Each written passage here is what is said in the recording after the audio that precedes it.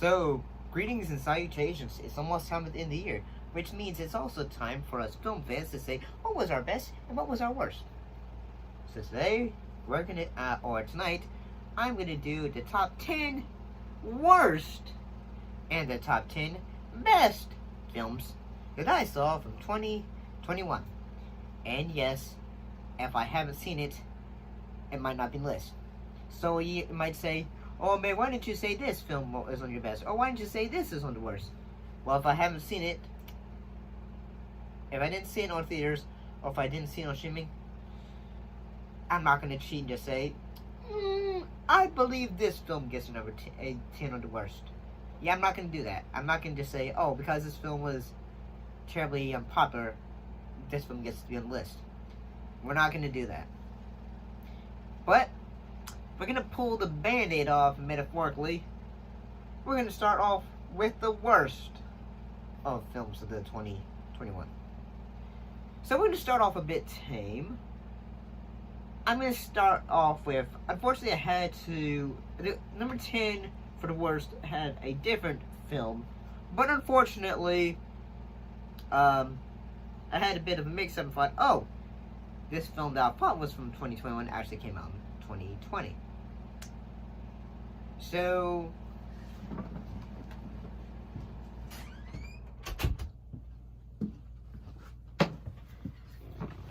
the first number 10 on the worst of 2021 is, and it hurts me to say this, Dear Evan Hansen.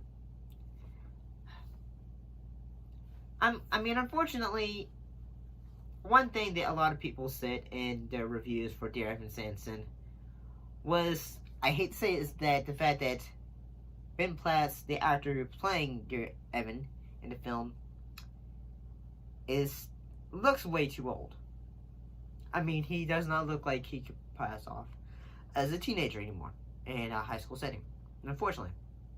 But hey, unfortunately, if you're doing a stage show, it sometimes can work. But it's in a film translated, so that doesn't really work. Having recently got into the music for the film, the musical, I didn't really know much about the musical until I saw the film. I basically just got the gist of it, say, a boy commits suicide, and then another boy decides to say, hey, I was his best friend and all that. I mean, I'm gonna be honest, I will say that,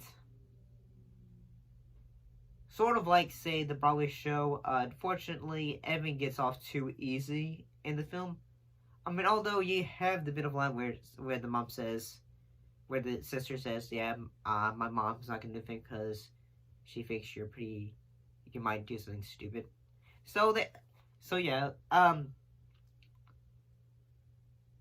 going to say that I kind of wish, since this is a musical, I wish there was more moments where, instead of just people sitting down, I wish there's more moments of singing and all that, different ways of singing and all that. I like musicals and all that, so, heck, there's quite a few musicals on the best list. So, but yeah, unfortunately, I gotta say the acting is okay. It's not good, but is it so bad that I'm gonna want to feel, please, can I watch something else? No, at times, for those, it is kind of at times can be, yeah, sometimes it can be kind of offensive to, in a way, people that are suffering from depressions. I will say that some songs that were added were pretty cool, nice, but yeah, I'm not going to dwell too long on Dear Evan Hansen. So number 9 for the worst was Snake Eyes. one thing that will always hurt a film when it comes to action films is, unfortunately, for an action film, is the action for this action film exciting? And whereas for this film, which is a origin story for the G.I. Joe character of Snake Eyes, exciting. It's not particularly exciting. I mean, the acting is not the greatest either. So a young new assassin is trying to get revenge on the man who murdered his father, and in a way gets caught up in a assassin organization, and eventually it's revealed, oh hey, they're the bad guys. So then he eventually ends up donning his helmet and becoming the G.I. Joe Snake Eyes, going from a talkative dude to suddenly being the silent assassin Snake Eyes. Yeah, I mean, I'm gonna be honest, I thought this thing was kind of dull, honestly. I mean, I have nothing against the actors. I just thought the film was kind of lacking, I'll say. It wasn't like, say, oh yeah, yeah! But no, I mean, no, heck, even at times, especially for a film which has a lot of swordplay, the ninja swordplay action, it's not really that fun, in honesty. So, but yeah, I'm not gonna. I mean, acting is not terrible. It's not like, say, oh, this is awful. No, the actors kind of seem to know what they're doing. They're giving it the best they can. It's just the script that they're given. It's not that great. So, on to number 8. And number 8 on the worst is Fast 9.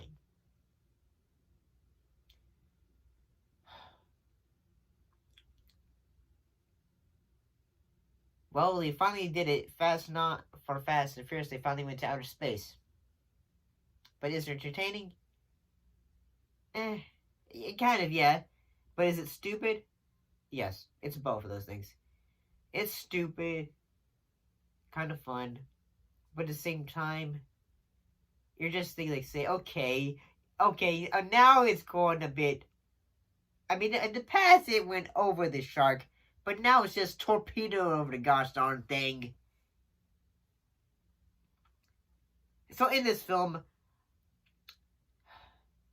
Dom's little brother, Jacob, who we've never really known, is gone after Dom because, well, there's some past, and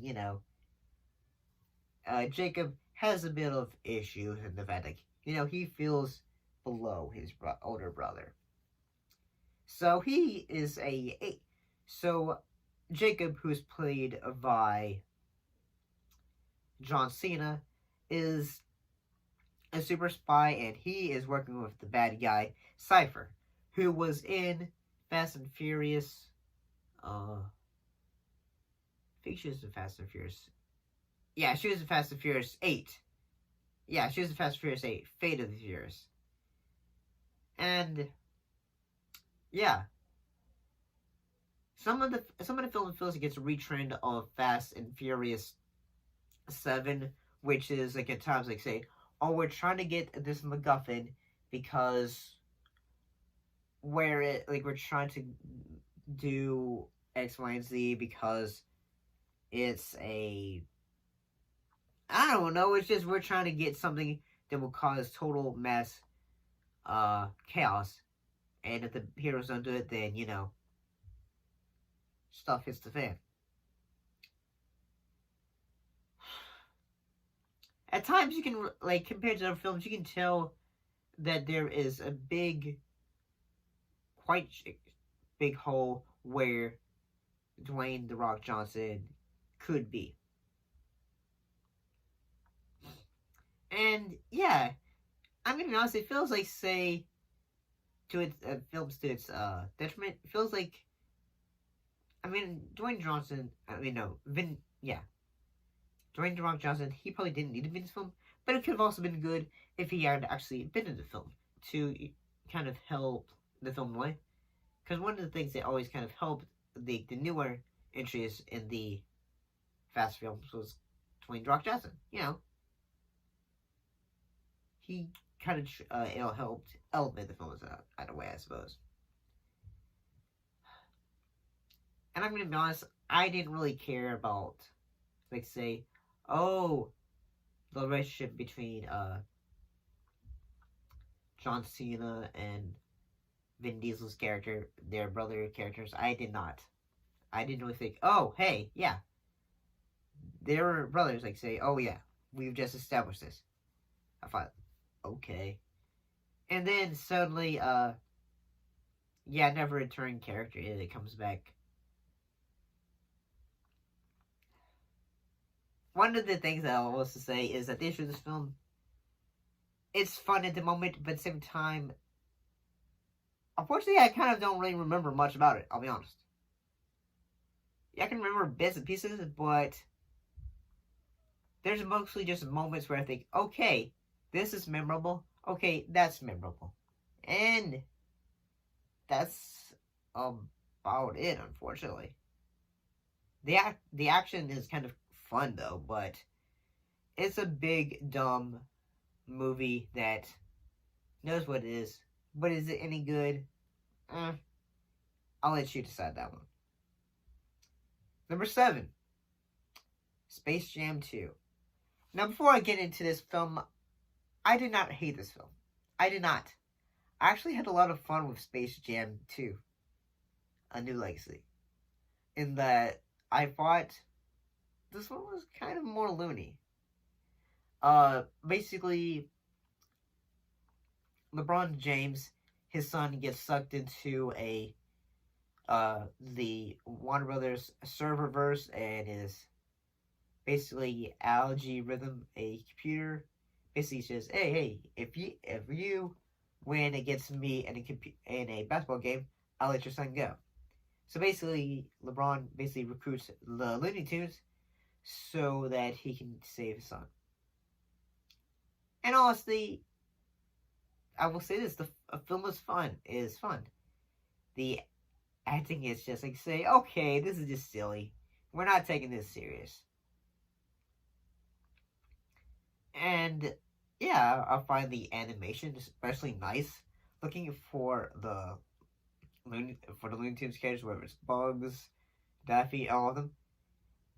And heck, even when they go to their 3D models, it works. It's not the way it's like, oh hey, this works now. So it's not like, oh, that didn't work. It works. And yeah, I mean, to say that at times there can be some cringy moments, like, say, the notorious PIG. Okay, yeah, that's silly. The fact that they have characters from all the Warner Brother universes in the basketball background. Yeah, that's kind of silly. And at times, like, say, where all the Warner Brothers characters are in, like, Looney Tunes characters are in Warner Brothers films, like Granny and Speedy are in The Matrix. I actually like the fact that, say, they had the Rick and Morty in the film at times. Only one scene though. I like the references, but I was like, to be honest. But I do have to admit that the film is not great. But is it fun? Yeah, I'll give it that. So, I even, like, say, sometimes the film ending is kind of just like, say, oh, hey, they win the game, but Bugs sacrifices himself. But, he's a cartoon catcher, so he doesn't really die. So, but, moving on to number 6. The Unholy.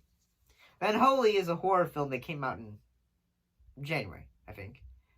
Basically, it is a about a reporter who basically discovers I think it was like a doll or mask or something, which he ends up stepping on, which just causes like say, a ghost of the Virgin Mary to come out, and uh, basically she comes out and starts to uh give a bit of influence over a young girl who's both blind and mute. So yeah, and then basically the girl becomes a sensation, and yeah, that happens. And religious leaders that say always like say the mat, and it's like the return of like we need to listen to this girl. We need to listen to this girl. Jeffrey Dean Morgan is in the film. I'm gonna be honest, he does a great job. He knows. Unfortunately, I think he knew. Yeah, this film was pretty bad, but hey, I'm doing work. I feel like heck, even like say in a horror film, one thing that this film is not is it's not scary. I mean, at times it might have like say the rah moments, but yeah, it's not very scary in all honesty. But okay, so we're getting closer. The Ice Road. The Ice Road is a Liam Neeson film which has him being recruited to help get a bunch of ice road truckers to get on the road to be able to save a group of blue collar workers who are stuck in I believe it was a cavern because of a gas leak that had occurred. And if they don't get to a certain amount of time, there will be a catastrophe. So Liam Neeson has character has a brother in the film who, yeah, he has some issues in the film, and yeah, basically they work as a team to try to save the day. Benjamin Walker, he plays the villain, and I'm gonna say, yeah, I feel like he knew, okay, what, like in the fact that like say, okay, yeah, he wasn't good at it. I'm gonna say that he's not like the cheesy villain, like say, mwahaha, or the crazy villain, and that he's more the quiet, I'm just doing what the big man up in the chair says. The big man, the chair, big corporate money and all that. Because there's some other guy who is saying, like, say, hey, we can't, because if we can save these people, but we have to pretend that we save them, because if we still don't save them, we can still get money or something like that. And honestly, the film is kind of predictable and all that. Like, say, oh, hey, there's supposed to be a bit of a betrayal. Oh, we forget this character. What's not that character? I think it was Lawrence Fishburne. I think he was in this film. He was alright in the film. I mean, Liam Neeson was alright too. But at the same time, you just say Liam. I mean, no, not Liam Hemsworth.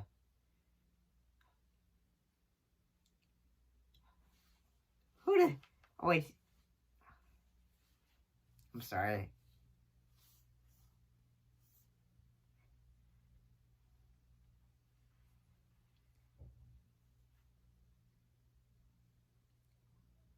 Liam Neeson, yeah, Liam Neeson. I finally, my mind went to Liam Hemsworth for a second there, but yeah, Liam Neeson does an okay job, but at the same time, you're saying like, say Liam Neeson, like, why are you constantly trying to be in movies that are just like look like they are just like direct to streaming films? Like, you're Liam Neeson. you were in a lot of great films. Like, why are you doing this? Why are you being in such shitty movies?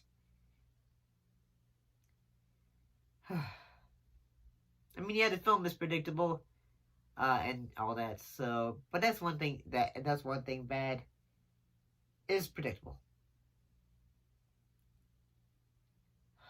Number 4, Tom Clancy's No Remorse. This one kind of pains me to say this, but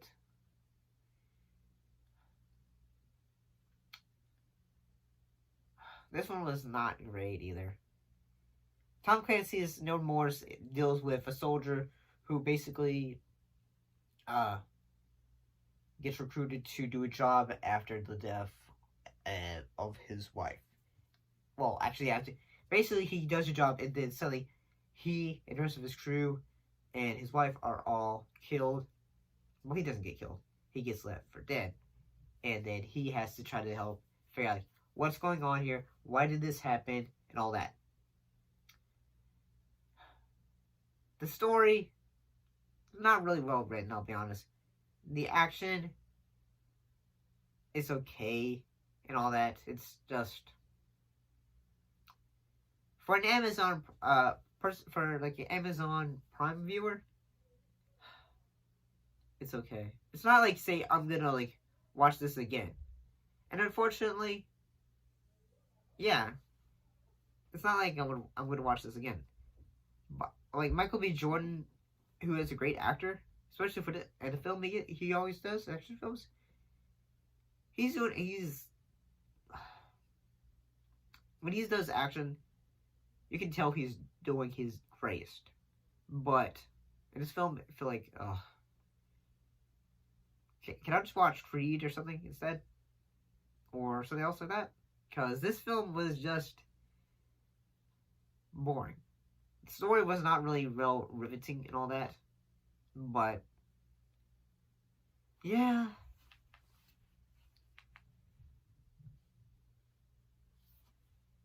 Number 3 was Home Sweet Home Alone, the newest film in the Home Alone franchise. The story is like what all of the Home Alone films. Basically, a young boy gets stuck at home alone, and then he has to say, "Oh no, Mom and all them, they are all stuck. Now I need to figure out a way to save my family." Or wait, no, I need to figure out how to get them home, or all that. And also stop a group of criminals from getting into my house. The issue of this film, though, is compared to the other Home Alone films, that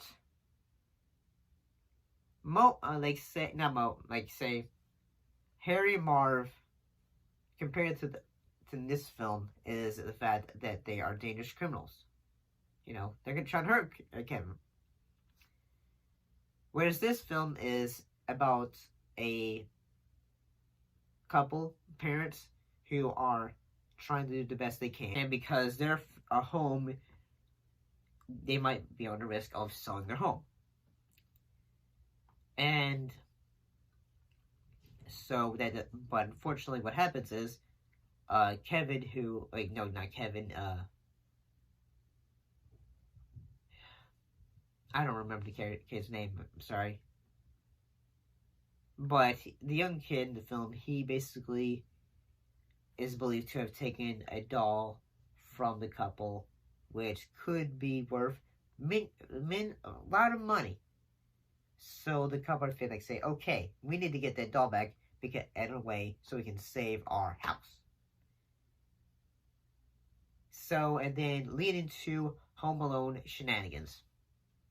However, compared to that, I mean, I'm going to say honest, I laughed. But the issue with this film is the fact that I thought I laughed, but then I had to look back and think, why am I laughing? I thought this later, a day or so after this, and the fact that, the couple doesn't really deserve all this abuse. So this, it's, funny because I like slapstick, but it doesn't really, it makes the kid is bad because, you know, this couple, they don't really deserve the abuse that they're receiving. And that they're just trying to get what they thought was gone. But you know what the plot twist is? They had it in their house. One of their kids finds it, and yeah, one of the kid basically saves it, and you know, well, after he almost destroys his own house from having to try to stop what he believes are kidnappers, because he say they're gonna get the little fat kid or something like that and give him to a bunch of old ladies.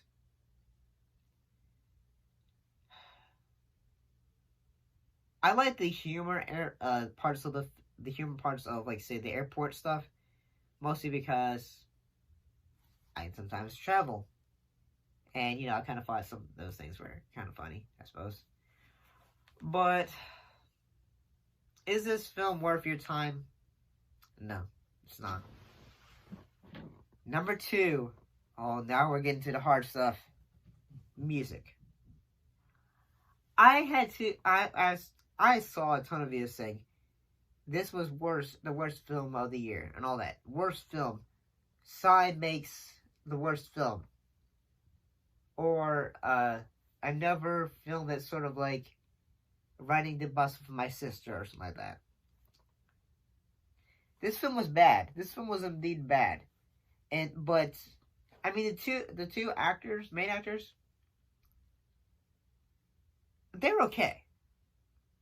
However, the girl playing music, who is not on the spectrum of autism, it makes you think, like, say, why didn't they get a actor who was on the spectrum for autism? However, then we apparently they tried to do it, but apparently it didn't really. Psy didn't really work with her. So yeah. I mean, honest, I like the music, but at the same time, it feels like, say, the musical moments just stop the movie and all that. I mean, if Psy wanted to do a film that had musical like music video moments, sort of like, say, like a plot movie, but had musical moments and all that, that'd be cool. But at the same time,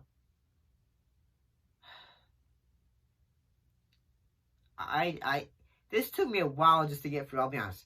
I bought this from iTunes. It took me a while just to watch it because I had to stop several times just to get through it. But okay, calm down. Okay, now we're back in. Okay.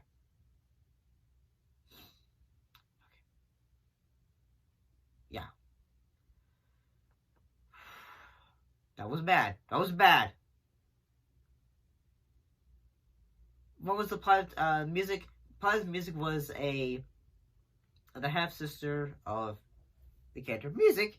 She ends up having to take care of her little sister because their grandmother passes away, so she's having to learn how to deal with having a autistic sister, and also having to be friends with Music's neighbor.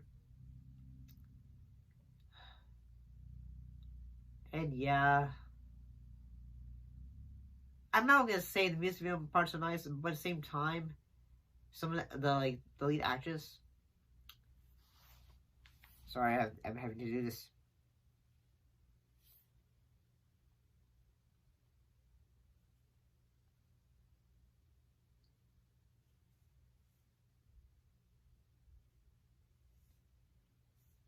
The lead actress, Kate Hudson, I think she did a great job.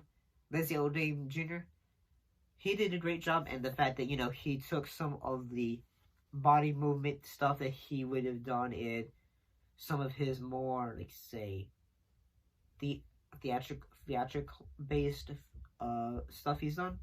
He used some of that for most of the music video moments, which are really good. I thought Psy did a pretty good job with the music video most. But at the same time, I do not recommend. I can't really say if I recommend this film. I can't. I don't really want to hate Maddie Ziegler, who played music. I feel like say, okay, they really should have gone. Heck, even Maddie said like, hey, maybe we shouldn't do this and all that, but Psy kind of would just say, nah, it's okay. But yeah. Now we're going into the final film. Let me find it. Because I want to make sure I get all the little details for this one. Thunder Force. Thunder Force, which was directed by Bill Falcone, stars Melissa McCarthy and Octavia Spencer. Had Jason Bateman in them and Bobby Cannavale.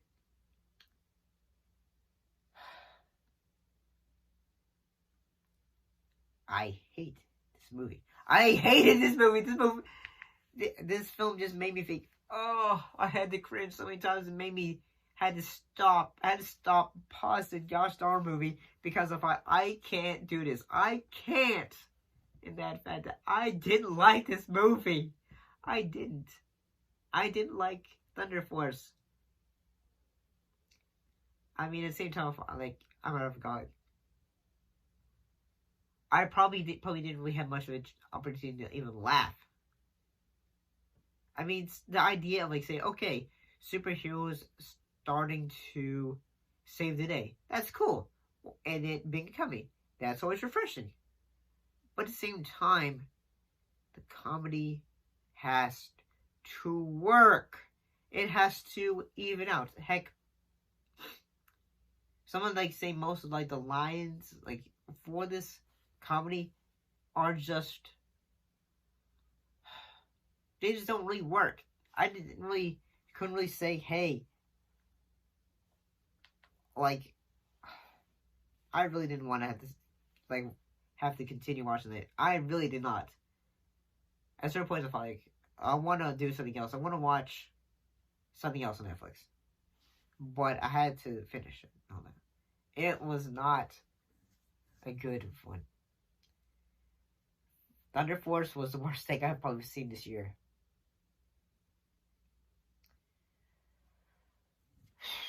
Now we ripped the Band-Aid off. Now we can go on to the good stuff.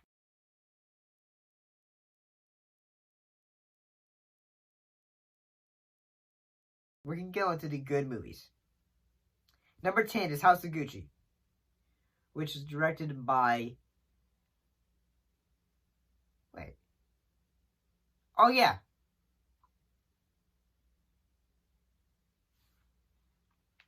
I'm sorry.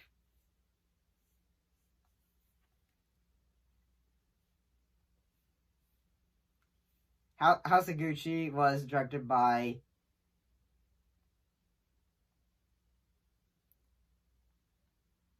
I'm sorry, I'm sorry for stopping. It was directed by Ridley Scott. I'm sorry, I had like a brain fart for this in there. I had to sometimes think about that a second. But Ridley Scott directed this film. It's basically about the fashion family or company of Gucci. And how one of the family members, basically, he falls in love with kind of a crazy lady. And basically she was like say, hey. And then basically, for the course of the film, she just says, oh, hey, I want to kill that man. And, yeah.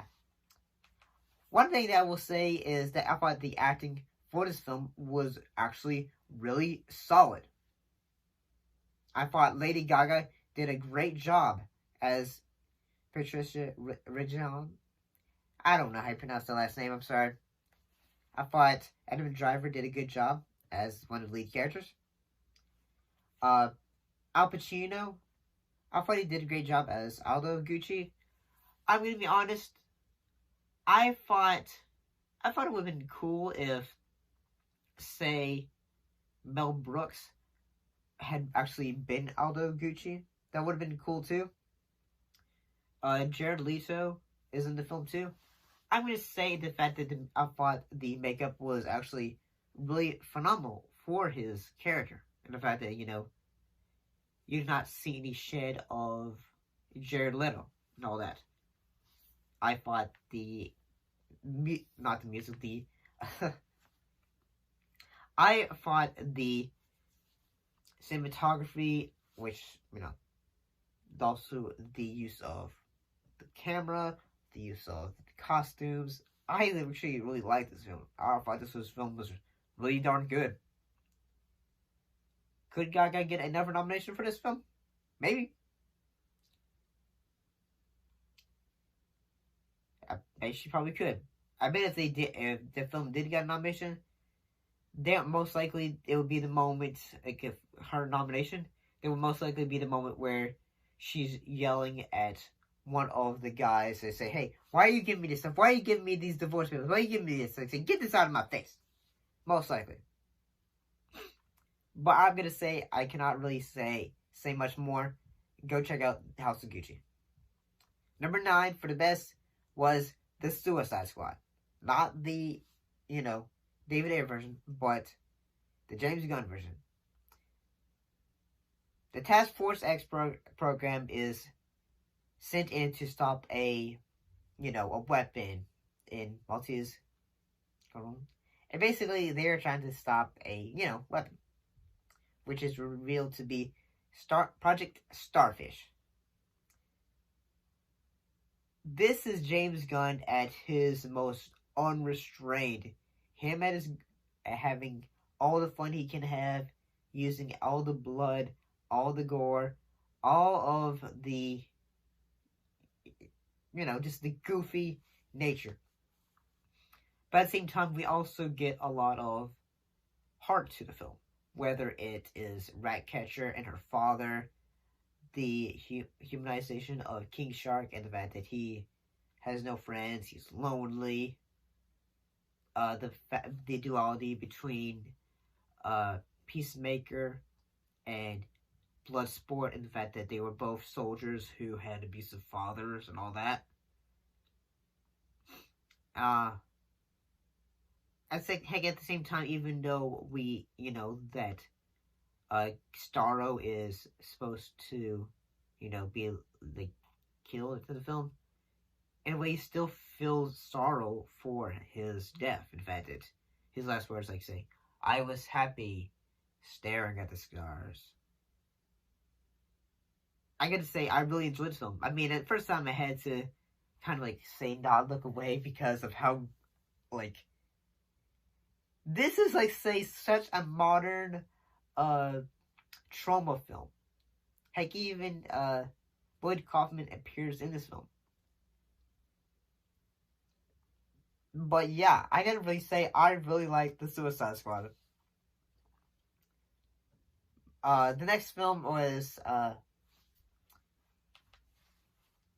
I'm just gonna look up little details because I want to make sure. Hey, I don't want to give you wrong details and all that, because I've probably already done that shit. The number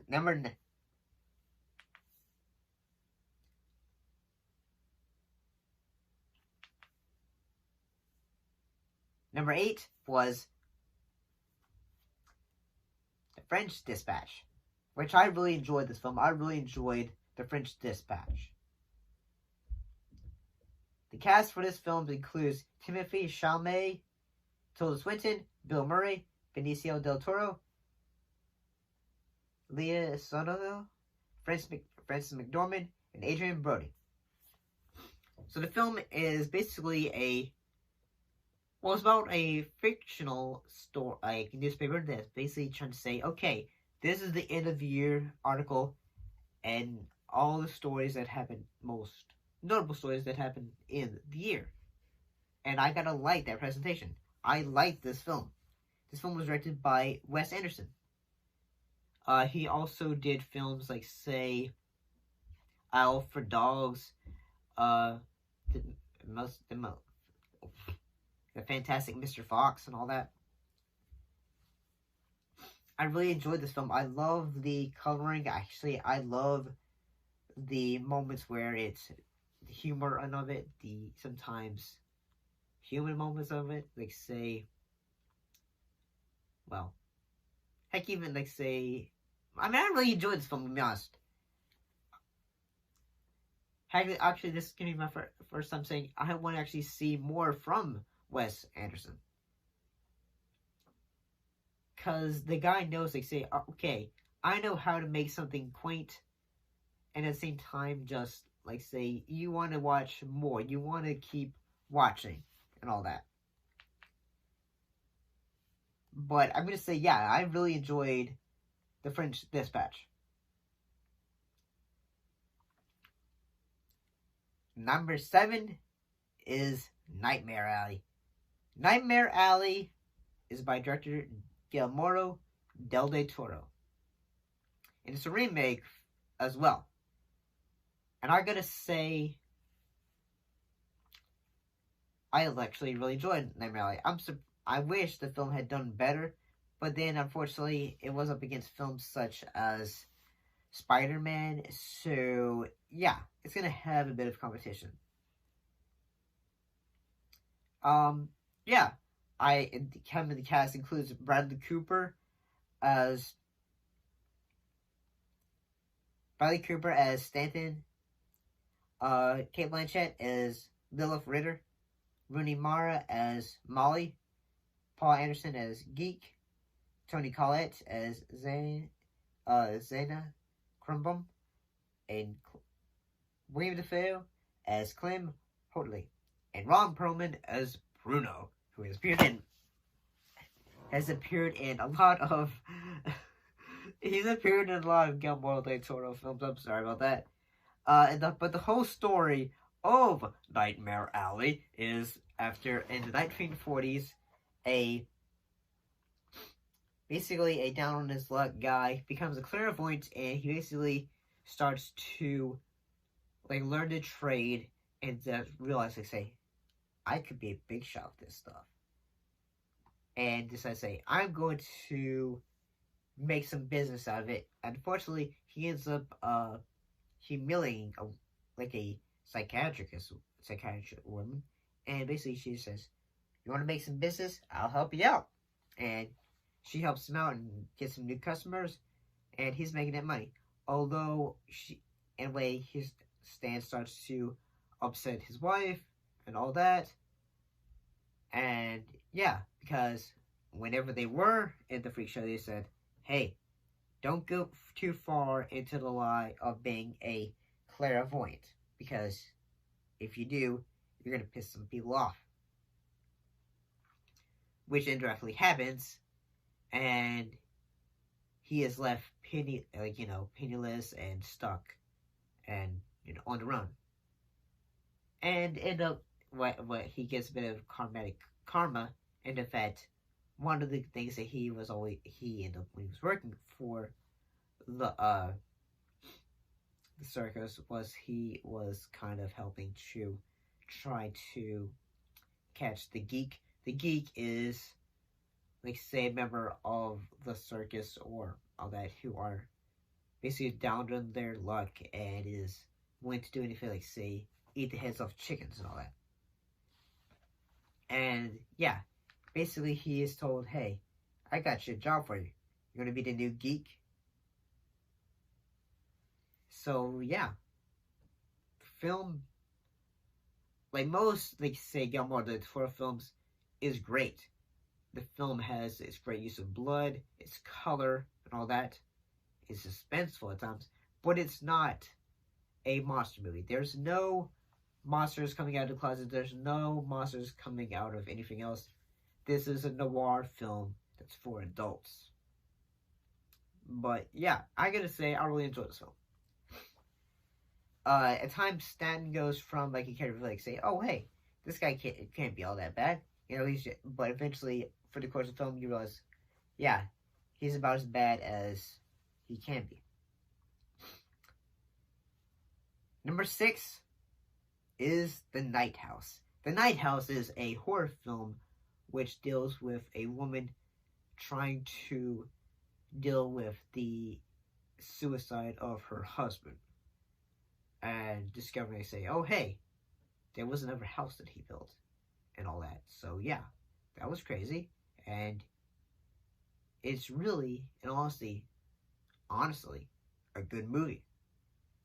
She's trying to figure out, oh hey, what was my husband doing? Why was he building their house? Was he cheating on me? What was he doing?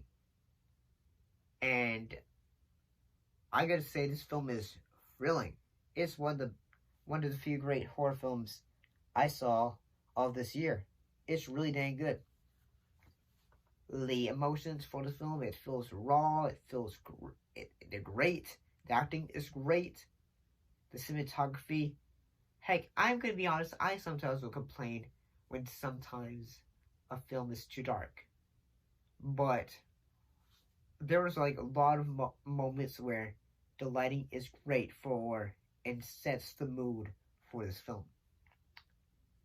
But yeah, overall, The Nighthouse is worth checking out.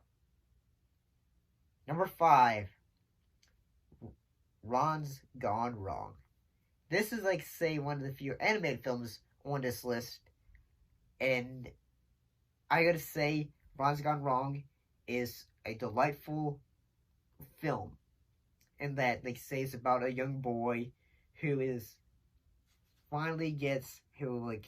has no friends, and suddenly he gets the most popular toy on the market, which is a Bebot. Bebot, which can do anything. It can play music, it can surf the web, it can give you live streams, it can do anything. But one thing that Barney wants to do is he wants friends. So Ron, which is voiced by Zach Galifianakis, is able to, be the friend for him. And, change others, make efforts to, like, say, oh, hey, Barney is a pretty cool guy.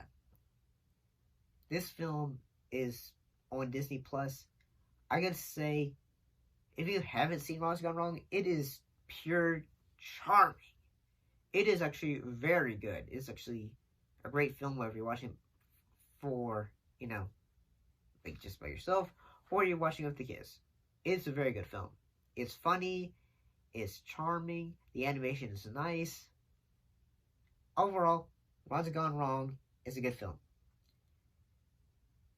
Tick, Tick, Boom is number 4. Tick, Tick, Boom is based on a musical film.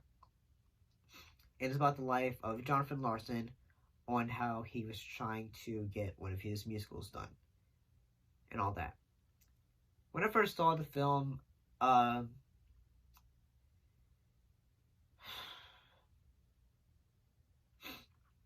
of the great musicals, Stephen Sondheim, had passed away. Stephen Sondheim, a character played by an actor, appears in the film multiple times. And, yeah. One of the things that the film does is do a theme of time. Well, say, our own immortality, and, the character of Jonathan Larson, he's getting old, he's turning 30, he hasn't got his show on Broadway yet, and all that. He really wants to get what he wants to do done, and all that. And you really feel for the character. Andrew Garfield is phenomenal in this film. He is a great singer. He is just... If he did not get any nominations for this, I'd be surprised, and honestly. He is great in this film. All the actors in this film are good. Heck, even the musicals, this music is good for it. I would love to, try to see this. Tick, Tick, Boom, But, I enjoyed Tick, Tick, Boom. If you have not seen it, it's on Netflix. The emotion for this film, the film was written by Lin-Manuel Miranda, who did, say, In the Heights, who created In the Heights. He also did the creation for, Hamilton. And he also did the music for, he wrote the music for Encanto, so, but this was the first time he directed the film. And I gotta say, Lin, he did a great job. He really did. You can tell that he really did a lot of research for Jonathan Larson, and it really shows. And it just like one thing that made me feel is say, how much time does one really have on this little big old rock of ours? But yes, I really enjoyed Tick Tick Boom. Number 3 was Encanto. Encanto is, like I said, the newest Disney animated film, and I personally had a bit of trouble on the fact. In fact, I thought of having Raya in the Last Dragon, but I thought no, Encanto was really really good. In fact, I enjoyed it. Encanto deals with these, well, one of the uh, one of the family members of the Madrigal basically is just realized, say, hey, the magic is disappearing. What do we do? I need to help save the family. I need to do all that. And yeah, she ends up trying to figure out, okay, what's going on with the magic? I want to save it. And I like the fact that the film has its musical moments. I like that. I love the music. The film is really catchy. The animation is really nice. I love the Colombian inspirations, all that. I like this film. I thought this film was great. Maybe this film could get nominated for animated film along with Ron's Gone Wrong for Oscar or some of that. I just really enjoyed this film. I thought this film was great. Is there anything else I can say about this film? I thought no. I thought the actors did a great job. I thought the music was done well. I thought the emotions for the film and well, especially the characters are very well written. How you even like the fact that you're wanting more after this film's done. You don't want it to end the way, even though it does. It ends really well, and that the fact that at the end of the film, the main characters feel like say, I don't really feel like appreciate the family. By the end of the film, she feels like say, I am accepted by the family and all that.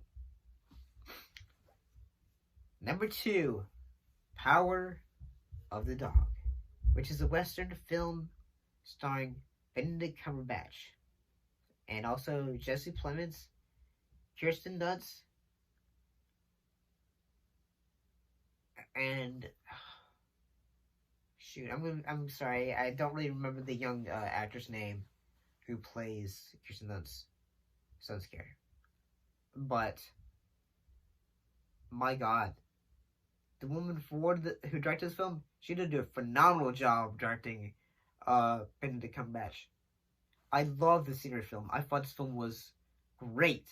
I thought the directing was great. I thought the actors did a phenomenal job. I really thought, okay, maybe there should be, I want more Western films like this. I'm not saying that, films like, say, The Harder They Fall are bad. I just kind of feel like, say, okay, I want more films like Power of the Dog, and that more moment films, more talky Western films, more emotion-driven, raw emotion films and Westerns. I love the allegories, like, say, the fact that Benny Cumberbatch's character is a gay cowboy who's trying to hide who he really is by just being this toxic guy and all that. He's just trying to feel like, what do I want? And all that. I don't know, Kirsten Dunst's son he wants to be a doctor, so at times he kills animals to try to feel like, okay, so this is how the body works and all that. So yeah, he was kind of a psycho. Jesse Plemons' character, who is the brother of Benny Cumberbatch's character, he is basically the opposite of his brother. Basically is trying to help out others, trying to be a good worker and all that. He loves Kirsten Dunst's character, he is just trying to be there for everyone and all that. Trying to not be a jerk and all that. However, I will say that in the end of the film, you sort of feel bad for Benny Cumberbatch's character. And the fact that, all he really wanted was a connection and all that. Although he was a bit of a jerk, you just realize, like, say, all he really wanted was someone he could connect it to, like he did his old lover and all that. So he just grew better because of the death of his lover. So, yeah, I thought this film was phenomenal. I really love the ending sequence where he has made his, like, say, the rope that he made for the young boy just was like, in basically, which had poison on it. So while he was making the rope, he was getting poisoned and all that. So yeah, the boy gets his revenge in that he was kind of torturing his mom, not psychologically, but yeah, the film was extremely good. I gotta say that. And finally, we're at number one. Number one was West Side Story. A lot of people will say this film was a bit too violent. I have to argue and say I enjoyed that part of it. I thought the film needed to have its violence. I thought it needed to have a bit of, like, say, okay, there's two animosities. The sharks and the rivals, I'm sorry. Shoot.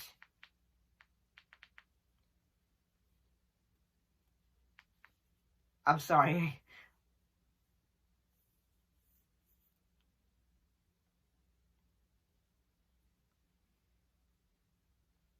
I don't always remember moments for everything, I'm sorry. Okay, yeah, the Jets and the Sharks. That's the name of it, the Jets and the Sharks. Basically, the Jets were, say, the local group, and the Sharks are the Puerto Ricans, and are basically, if you know about Romeo and Juliet, then you know West Side Story, except the difference is in the fact that Juliet, or Maria in this case, doesn't die. She is basically just sick of, like, say, violence between the two groups, but she does not really end it because she's just frustrated because between the two groups. My God, the acting for this film is great. It's really damn good. I really do agree. A lot of critics have said that Steven Spielberg should have been doing films like this. I wholeheartedly agree. Steven Spielberg should have been doing a lot of musicals like this many, many, many years ago. He did a great job, whether it's from his lighting, his use of colors, his use of the camera. All of that was great. I really thought this film was a great film. And they updated things the way it should have been. Like actually having, like, say, actors of Puerto Rican actors, or having them speak Spanish and all that to help, like, say, okay, you can tell this is authentic and all that. And the Spanish does not take away anything. You are able to figure out, okay, we understand what's going on. So yeah. Do I really have anything else to say? No, I really do agree. This film is great. A lot of critics are saying this film was good. I really enjoyed this film. And keep in mind, I like musicals. I mean, I will say that not all the actors are probably say, okay, yeah, you're probably not the greatest singer, but they're doing a dang good job. Especially the most highlight of a lighting watch for me, keep in mind, as again, love lighting, was the big spotlight on Maria as Tony is looking at her from her balcony. That just screams theater to me. I love lighting in theater and, like, say, musicals and movies. I love lighting. As long as it's done well, sets the mood, and that's what this film does. It sets the mood. It sets everything up that you need to. It has all the great moments of, say, emotion, excitement, and all of that stuff.